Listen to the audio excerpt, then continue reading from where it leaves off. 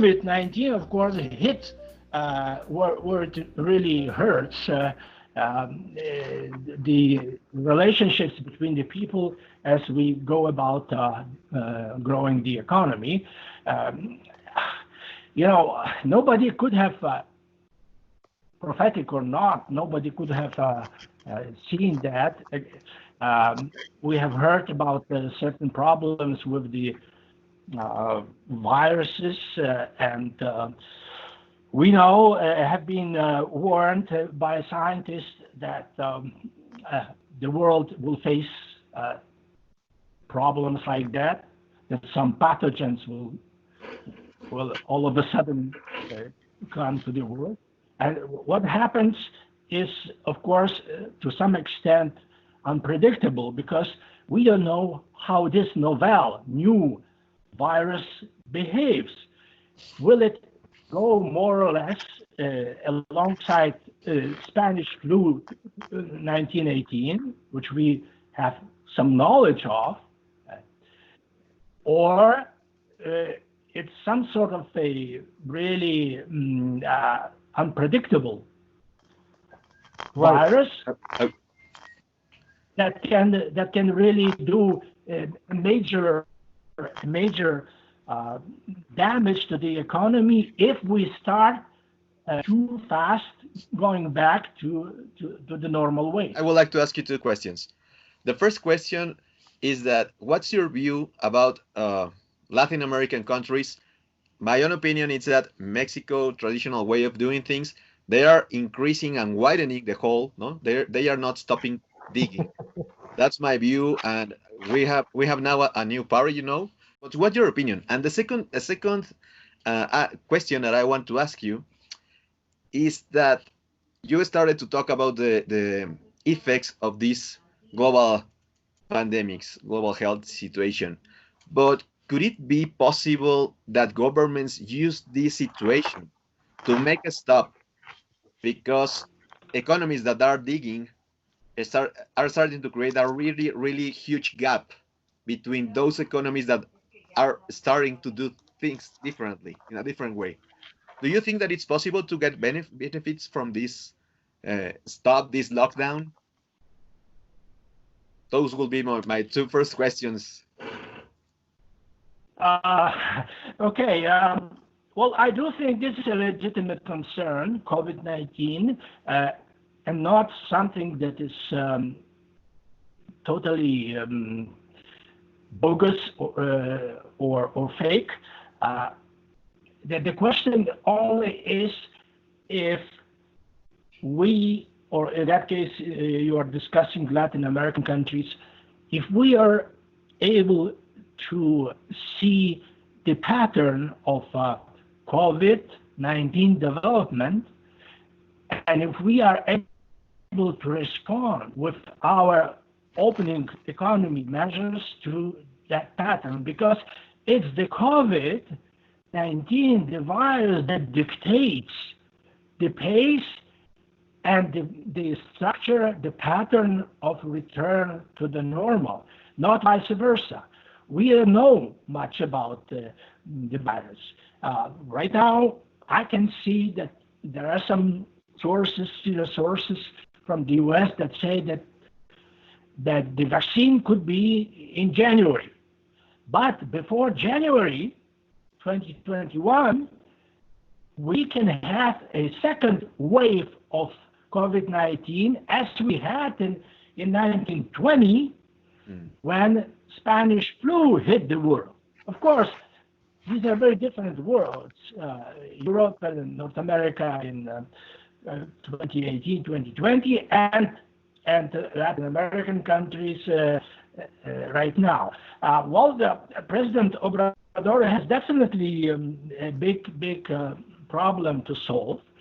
And what I see currently is that there's quite a lot of people dying in Mexico, let's say.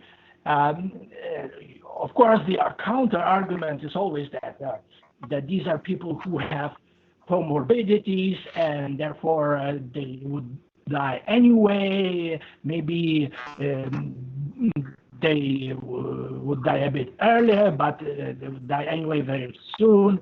Well, we don't know that. We don't know that. The question right now is if, let's say, President Obrador takes the chance of that big transformation that is going on in the world and puts Mexico, let's say, in the place of China. That, let's see, since Mexico is part of the U.S.-Canada-Mexico trade agreement, and given the virus and given the problems with political problems that the U.S. has with China and some European countries have with China, and given the lack of knowledge of what China will do, there's not only a big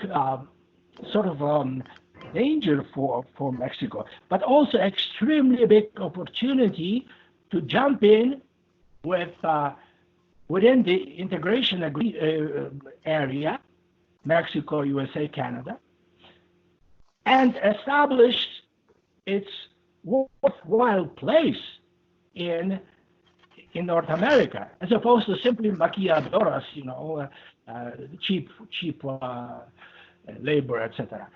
I think there's, and the same for Brazil, actually. But Mexico is even in a better situation because Mexico is already part of the big integration agreement, and even though President Trump has done a lot of noise about the wall, but that should not be a problem for Mexico, at least if we have that normal idea of the integration system, integration area that works together. So a big chance for Mexico. That's what I see, even bigger than Brazil. Okay. So, if I can follow up on that notion of digging the hole, well, because from what I see, and I'm not an economist and didn't write so many books like you and such an expert on the economy, but don't you think that there is a big transfer of wealth, of power, of political influence from Western countries to Asian countries? Because I don't know, from here it looks like Europe is like stuck in I don't know, distraction. They cannot coordinate well between themselves, or when they do, it's kind of too late. I don't know what Spain is going to do after this, and Italy, they are hugely indebted. And the US, it looks like is, I don't know, increasing the poverty rate a lot. So I don't know. I just get the feeling that China, even though it was the first affected by COVID, it may come out as the winner in a way. Yeah. And nobody was expecting this. So I don't know. Do you see? You sounded like optimistic when you were answering to Miguel, but is that? Don't you think that Western countries, in a way, some Western countries are becoming poorer after this? It's really a question of how everything is the question of attitude, how we go about that. Europeans, unfortunately, cannot do the basic things. Right now, the German Constitutional Court is up against the European Central Bank regarding the monetary policy. And the European Central Bank has to explain itself with regard to its policies. That sounds to me really pessimistic. I'm sorry. And coming back to what Miguel talked about, Latin American countries, what we have in North America, Mexico, USA, Canada, is really a very stable economy with many people, with large endowment of resources, especially Mexico, it's oil, and Canada has almost everything, including gold and other resources. The USA has universities, top universities. So the basic thrust of the 21st century economy should precisely be the utilization of science. And what is COVID-19? COVID-19 is actually a proof that we have not used science and environmental policies based on science to the extent we could have done. So actually, if we learn from that,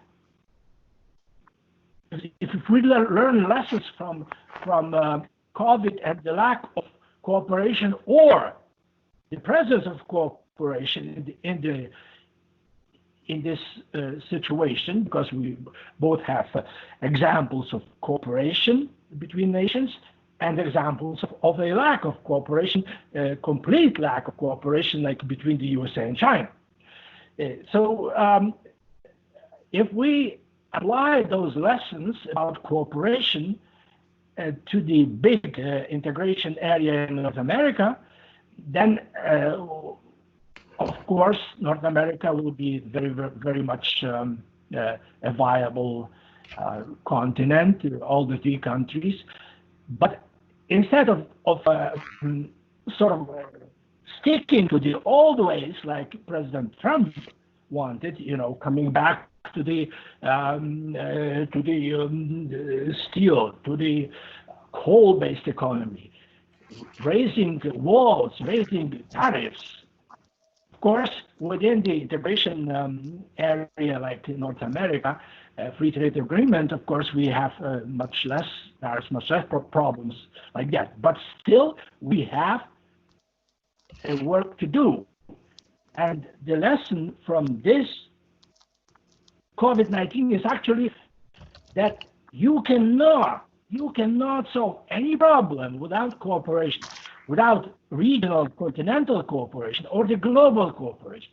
So who can win the war between China and USA? Nobody, not even Lithuania, being very far, or Patagonia, or Australia, or New Zealand. Nobody can win.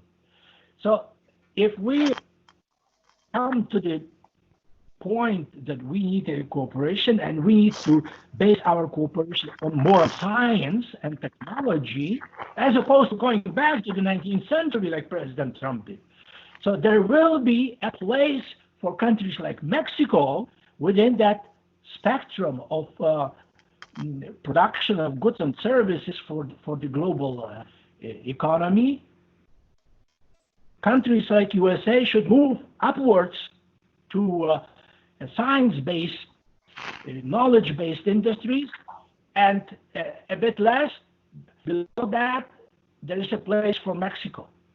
There is a place which Mexico can occupy, all the way from the lowest points of maquiladoras to more science-intensive industries and ecology-intensive industries, and more universities. There are universities like UNAM, Universidad Nacional Autónoma de Mexico. There are good universities that can start cooperation with North American universities on even more intensive scale. And there will be a place for Latin American countries, but the USA has to move forward, not backward. I would like to take that point about the investment in research and education, because there's another interesting gap between the most developed countries and Latin American countries or